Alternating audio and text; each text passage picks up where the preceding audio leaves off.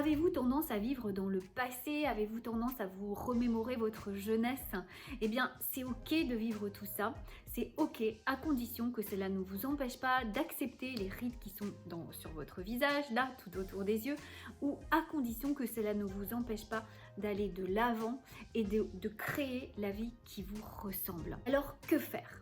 La première chose à faire, c'est de ne pas avoir de regrets ni de remords. Facile, me direz-vous? Eh bien oui, c'est facile, avec un peu d'entraînement. Vivre dans le passé vous empêche d'écrire l'avenir et de trouver la paix intérieure. Et puis parfois, vivre dans le passé, c'est aussi un refuge qui nous permet de ne pas regarder la réalité. Premier conseil, on n'oublie pas, on vit avec. N'oubliez pas, ce à quoi je résiste persiste, ce à quoi je fais face s'efface. Alors, accueillez votre tristesse, accueillez votre peine, accueillez votre deuil, accueillez-les, vivez vos émotions. Si on ne les vit pas, de toute façon, elles reviennent sous une forme ou une autre. Vous les accueillez, vous regardez où ça se place, ce que ça dit.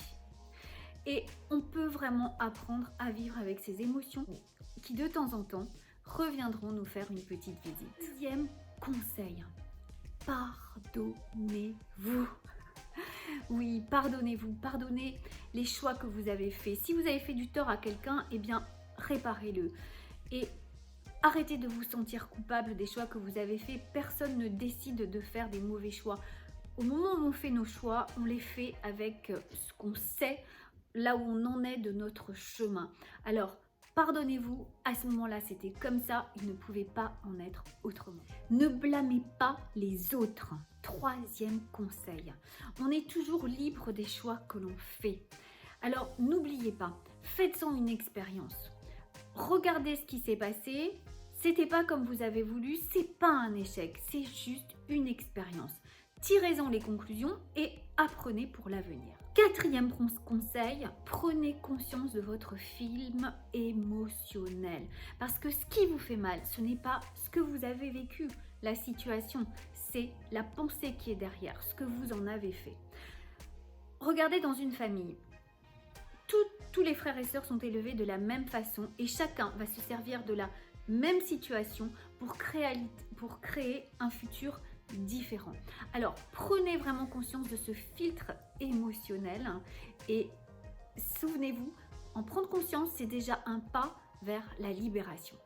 Sixième conseil, faites une activité créative. Trouvez-la. Bien sûr que vous avez vous aussi d'avoir une activité créative. Ne pensez pas que ce n'est pas possible et que vous n'aimez pas ça.